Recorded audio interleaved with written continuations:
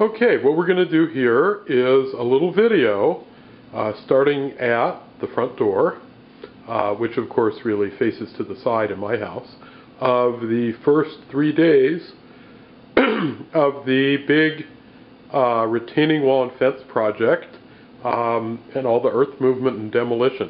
So there's been 3 days of demolition, and it starts here. So we're going to go up toward the sidewalk onto the street side and start where the excavation is and follow that along a line. As you can see, we've got quite a bit of debris here, which there's been I don't know how many loads to the town dump, but there's going to be many more before this is over.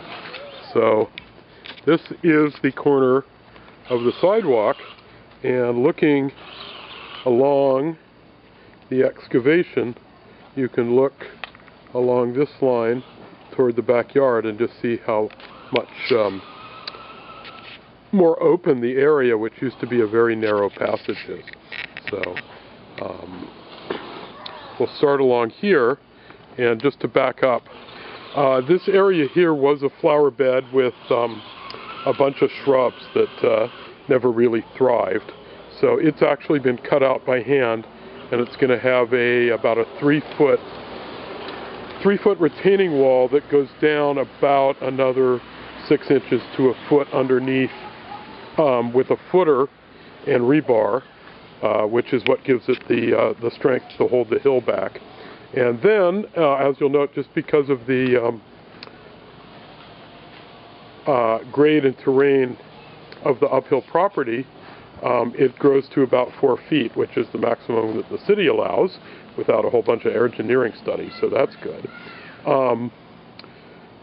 There are 3 large trees, which are Mediterranean cypresses, which are actually very tall trees, and which we wanted to preserve. So in order to preserve their root balls, we're going to just take out what they call a flower box style cut, which brings out about 3 or 4 feet in this direction and about a foot in the other direction, and preserves the foundation and the root system of the trees. And here is where I think the excavation is deepest. So this is actually a wall that, before it's built up on this side, is almost, well, with the vegetation, it's almost as tall as I am. So it is pretty impressive. And this was dug out with the bobcat and then hand dug. And if you look closely, there's the root system of some really, really tough vines that were ivy and I think several different kinds of vines, which were just very, very difficult to get out of there. And one of the things that occurred is that because of there had been a bed with a small concrete wall that was 2 blocks high, and unfortunately it turned out that it was not actually 2 concrete blocks, but a concrete block on top of an actual set poured concrete with rebar in it. So it took the bobcat to demolish it with a power pick, and unfortunately it was attached to the slabs that were on this side of the house. So this had 2 wide concrete slabs up to where the air conditioner was, and those slabs cracked in the process of removing that low wall, and they had to go. So they're going to be replaced with fresh, brand new, bright concrete. And this area now is, well, I haven't measured it, but I guess it's about 12 feet, I think, from the retaining wall, where of course you lose about 8 inches in the thickness of the wall, over to the house, which in conjunction with the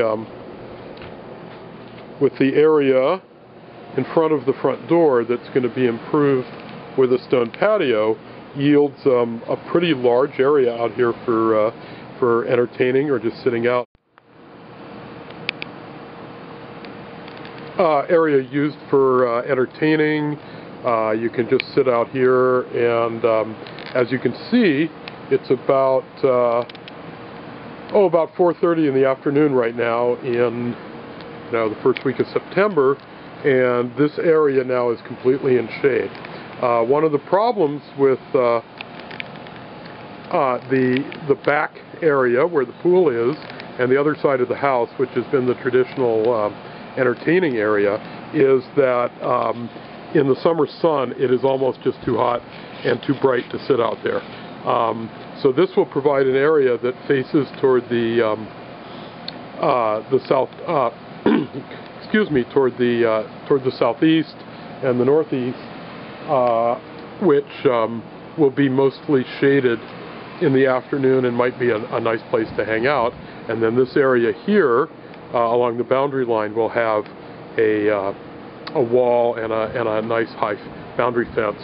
So it'll be a nice private area for whatever use we want to make of it.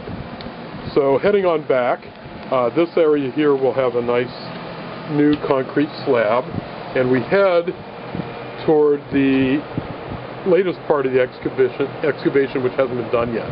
And the problem is that the area between the pool pump and filter, which you see on the right side of the screen, and the boundary is just too narrow to bring the bobcat in.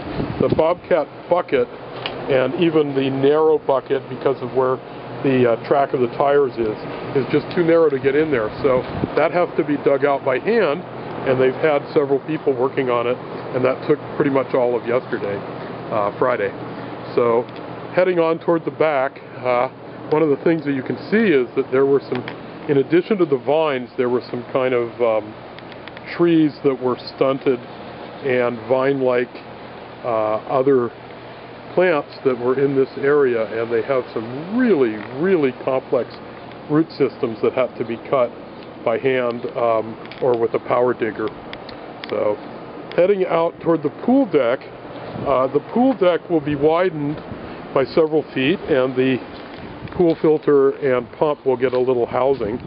So when we get to the end of the excavation, we find here that actually the wall is going to continue, and next door neighbor is going to have a nice new retaining wall and fence put up and extend the yard a few feet to the property line, which I think is a good use of that. So one of the things we found was in the excavation there were some surprises, including some what looks like concrete dead men that had gone horizontally into the hill to hold the previous set of retaining walls from the 1950s through the 70s. And we head back along the excavation line here. And as you can see, it's going to provide a very clean look to this area when it's complete. And when this patio here is complete, it'll be I think a very pleasant entry area. So in addition to the stone patio to be made out of slate or bluestone pavers, one of the last parts of the project is to replace that particular window there with which is the garage actually, with a roof, a floor-to-roof glass brick wall, which I think will look a lot nicer as an entry to the house.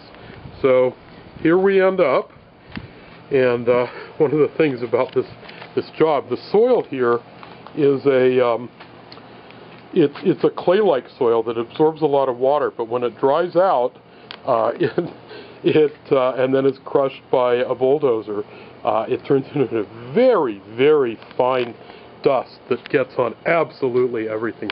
It's really hard to keep it out of the house. So what I'm doing right now is for the next little while, if you look at my sandals there, it's almost impossible to get it off of everything. So I'm using the other exit and just parking all my shoes and sandals here. So here we are back at the front door, and that's the end of our tour.